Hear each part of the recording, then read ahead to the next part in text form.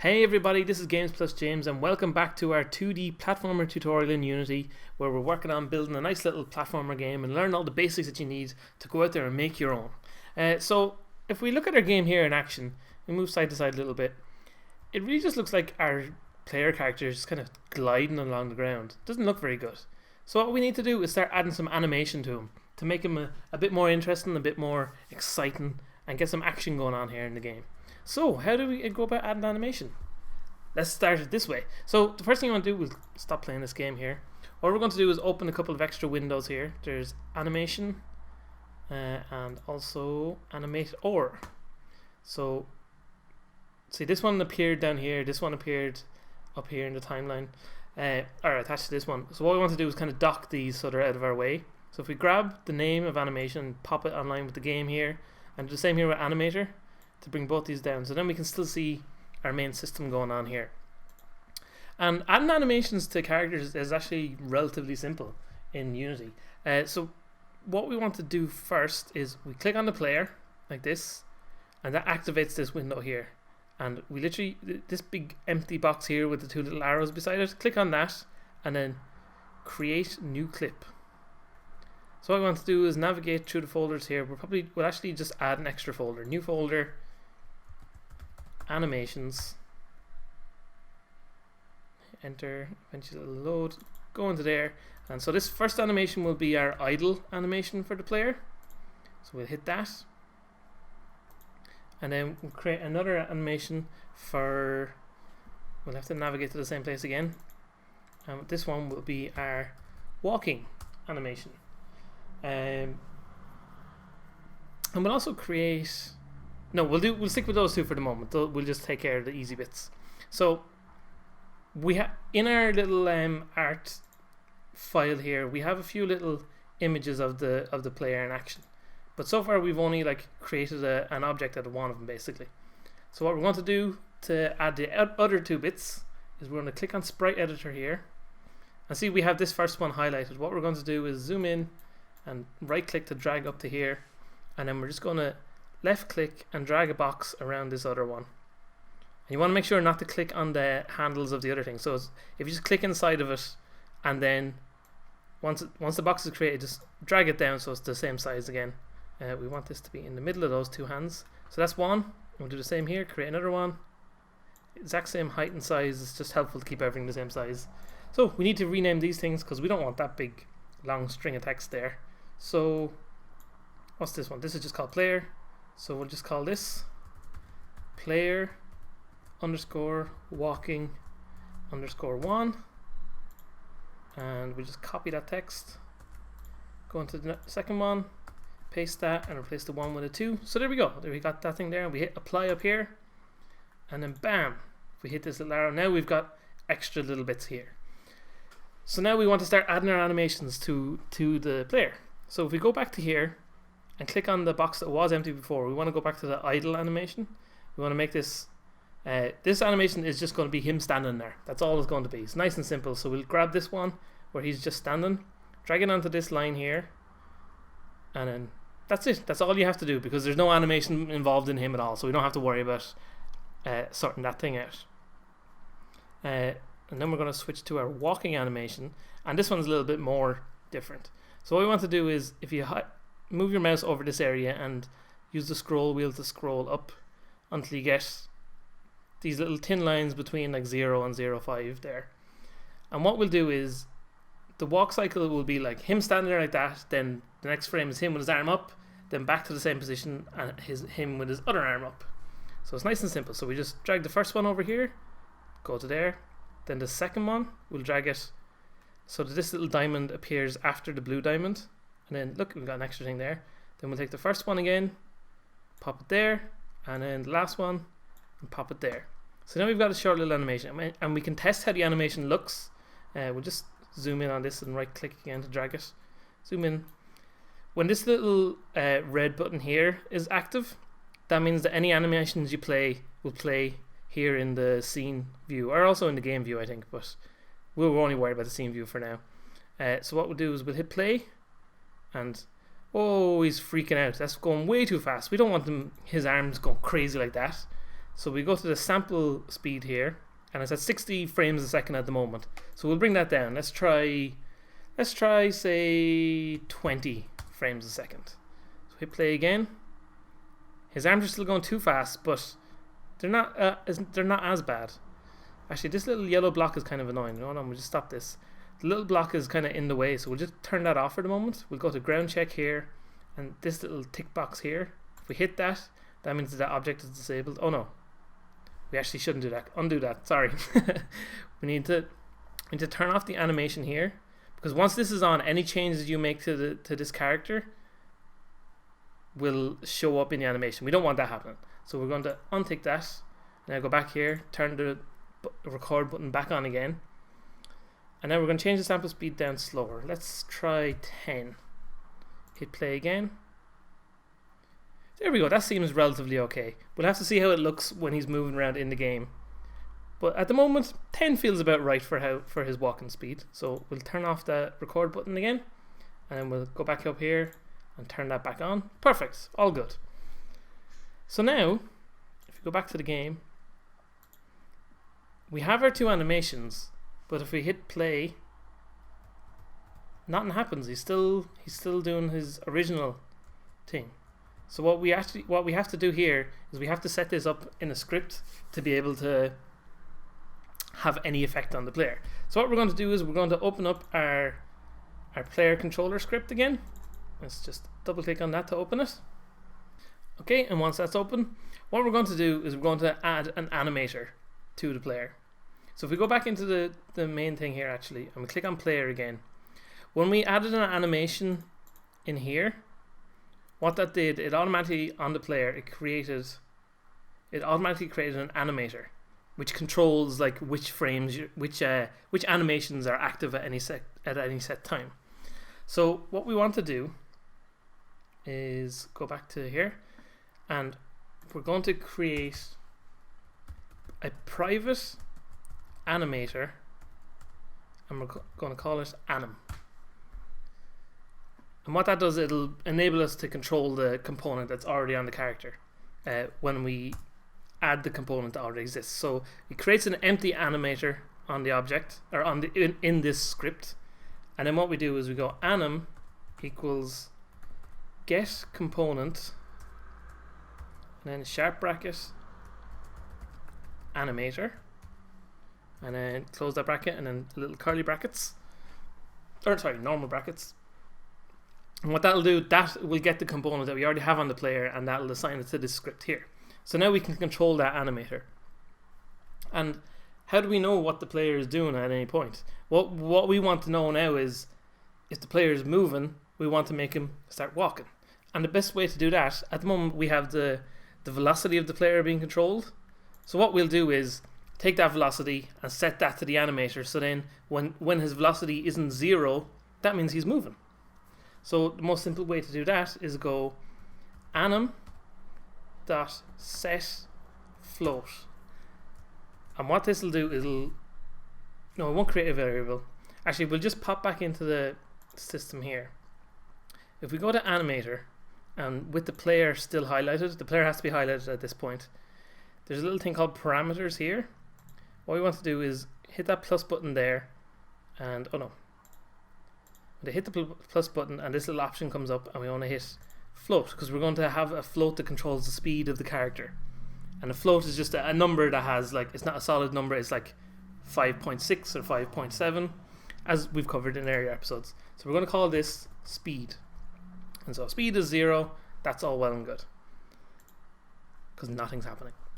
So then in the game here, what we're going to do is anim.setFloat, and we're going to use that speed value, and we're going to, so this little bit tells us which float that we've created on that animator we're accessing, and then we're going to decide what value to give it here. And the easiest way to do that is to go rigid body 2D dot velocity dot x. We just close that and hit that thing there. So what that'll do, that'll tell us if the value is like 0, or if he's moving right, it'll tell us it's plus whatever, say plus 5 and if he's moving left, it'll say like -5. But we want him to be able to walk whether he's going like -5 or whether he's going +5. All that matters is that he's not 0. So it doesn't matter where he's going, whether he's going minus or plus, basically. So what we can do is just like, rather than creating other problems of having to go like less than 0 or greater than 0, whichever way it wants to go, what you can do is just go matf dot abs, and what that does is that returns a value that is like, it just doesn't have a minus on it. So if it's -5, it makes it 5. That's all it does, basically, which is super handy and super useful. So now we have our speed thing. So the way we're going to use that now, we go back into our animator here, and you'll see we have these 3 little things. So this little blue one here, we have to wait for it to finish compiling. There we go. This little blue one here is like, that's automatically added to any animator, and if you've got any kind of animations that you want to happen from any random point, you can go from there. But we're not going to be too worried about that at the moment. This animation was the first one that we created, and it was the first one added, and it's orange. And the reason it's orange is because that's the default point that the player will start off on. So that makes sense to us because the player isn't moving, so we want them to start as idle, not moving anywhere. And then we've got walking. And these animations are automatically added when you create them here in this thing here. When you go create new clip and you're still highlighted on the player, it'll automatically add them to this area here. So we have our idle and we have our walking animation, and we need a way for the game to know how to transition between those two things. So if we right click on idle, we're going to say make transition, and just drag this without clicking. You just drag it on top of walking and then click. So now we've got this little arrow that goes between the two, and we click on there in between, and then over here we've got conditions, and this is what decides between going from the idle animation to the walking animation. So what we want to do is click on this. So we don't want exit time, we want speed, and when our speed is greater than, we'll say 0.1, because we want a little bit of leeway where he'll kind of maybe slide a tiny bit, but not too much. So when speed is greater than 0.1, he'll start walking, but then we want him to go back to idle when he's finished walking. So we'll right click on walking, make transition, and we'll just move the mouse over again and click on idle. So now you've got it going back the other way, and we click on this new one, go over here, click on speed again, and this time instead of greater we'll say less. So when speed is less than 0.1, now the player should stop moving. So we're going to test that out right here. Here we go. So as you can see, look, his arms are moving up and down, his little legs are walking along as he's walking. So the animation is working perfectly fine. I do think the animation is going a bit fast, so what we'll do is we'll unpause there, go back to animation, we're on our walking one, so we'll put this down to say 7. I think is a good number. We'll hit play again. That looks like a better speed to me. Look at him, he's walking along, his arms are wiggling, and that's the kind of basics of animation. But the problem is, if he's jumping in the air, look, his arms are kind of wiggling around. You don't really want his arms and his legs to be moving as if it's a normal animation. So what we'll do is go back here, and we're going to create another clip, and we're going to call this jumping, and we'll put that in the same folder again, into animations folder, jumping. Hit save, and we go back to our art here. So what we want our jump thing, it'll look good if his arm is kind of up in the air. So we'll use this one little frame here. I'll pop that in. We won't have to worry about the sample speed because it's only one frame of animation. So it doesn't matter how fast that's going. It won't make any difference to us. So we'll turn off this recording thing again. But now we need to work out how does he know whether he's on the ground or not. And we know from our player script back here, we already have something that determines if the player's on the ground. So if he's not on the ground, then he's going to be in his jump animation. So what we'll do is we'll go back to the animator here. We'll add another parameter, hit plus, and this time we're going to add a bool, which can only be true or false, as we've covered before. And we'll rename this to grounded, like that. And then we'll go back into our script. So now at this point, we'll know whether the player is grounded or not. And it's very simple then to set the animation grounded value to be the same as the grounded value that we have in the player. So what we'll do is anim, again, dot set bool, open our little brackets, hit the string, quotation mark thing for starting a string. And we call this grounded because that's the bool that we want to interact with. And we'll say grounded, and the value of that will be the same as our grounded variable that we already have in the script. So there we go, and we'll hit save. We'll go back to the game. So now we've got a grounded variable, and then we need to decide how does the thing know when to go to the jumping animation. So as I said before, we have this AnyState object, which basically means any transitions that come out of this will always be true no matter what else is going on. So we'll just drag our jumping up here as well. And what we can do is we can right click on this, make a transition to jumping, and we'll set the conditions down here to grounded is true. That makes perfect sense. So then whenever grounded is true, it'll stop whatever other animation it's doing, and it'll just go straight to jumping, which is perfect. That's what we wanted. But then when he's finished jumping, how do we go back to the player? Well, the simplest way is to just make a transition again, and we'll go back to idle, because it'll always start at idle. If the player is walking, then that's fine, it'll immediately go to the walking animation. But when he lands, it's okay to just, even if there's like a slight pause of like him landing on the ground before walking again, that'll be perfectly fine. That'll still look good in the game. So we go to there, and we'll go change that to grounded is true. Oh, sorry, we need to, the first one, we need to say grounded is false. So when grounded is false, he'll jump in the air. So now we'll hit play, and we'll see how this looks. So we're walking along. Oh, and there you go. Look, he no longer wiggles his arm, but he lifts his arm straight up in the air. But the problem now is, one more little problem. It looks good when he's jumping that way, and his arm is in front of him. But if we go this way, oh, his arm is behind him. It kind of looks a bit weird for him to jump that way. To the right is fine, but jumping to the left, that's no good. So do we have to set up a whole animation of him facing the other direction and decide whether he's facing left or right? You could. That's a very kind of awkward way to do things, though. The most pure and simple way to do that in a 2D platformer like this is to just make the player automatically flip depending on which direction he's facing, or which direction he's moving, sorry. So that is like super duper simple for us to do here, because we already have these things that control the speed of the player. So at this point, after the input has been decided and we know that the rigid body has a certain amount of velocity, what we'll do here is, after the speed variable, we're going to make the player flip from like facing left or right depending on how fast he's going. So what we'll do is if rigid body 2D dot velocity dot x, so if that is greater than 0, then we know the player is moving right. So if it's greater than 0, then what we can do is set transform, which is the values associated with a player, transform.local scale.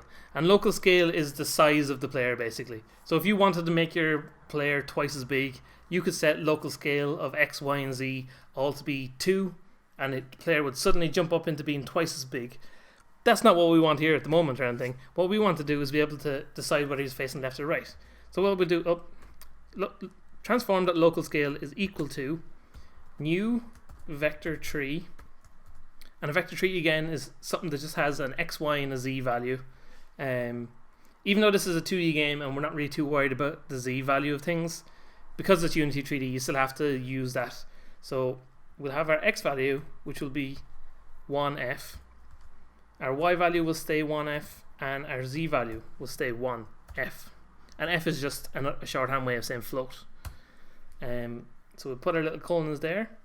So then if the player is moving right, then everything will be the exact same way as we already have it so far. Else, if that's not true, then we will do a check to see is the rigid body 2D dot velocity dot x, is that less than 0?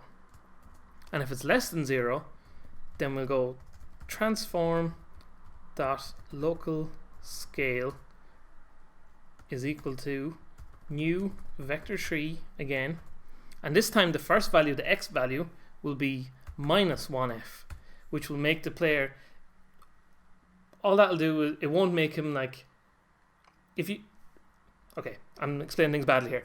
What that will do is if for example, like I said, if you set it to 2, then suddenly the player will be twice as wide. If you set it to 0, the player will be, it would shrink down to being like impossibly skinny, you can't see him anymore.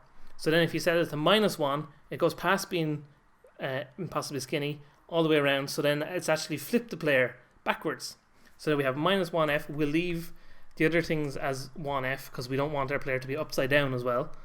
And we hit the colon button, we'll save this script, and then we'll pop back into the game, and once it's finished compiling we'll hit play, and here we go, we'll walk over this way. Oh look, he's still jumping, that's fine, that's all good. But then we turn the other way and jump. Now his arm is raised up in the air and he's facing perfectly the way we want him to face. And if this was a more complicated looking character, for example, that was like facing right just by default, this will be handy because this will do it for every animation. So now when he's moving left, he'll be facing left as he runs, he'll be facing right as he runs, and everything's kind of already handily sorted out for you. So there you go, that's the basics of animation and the basics of flipping your player around so that you know that everything's kind of under control. So thanks for watching, I will be back soon. Next episode we're going to cover some snazzy particle effects and how to make it look like our player's dying rather than just magically popping into different places.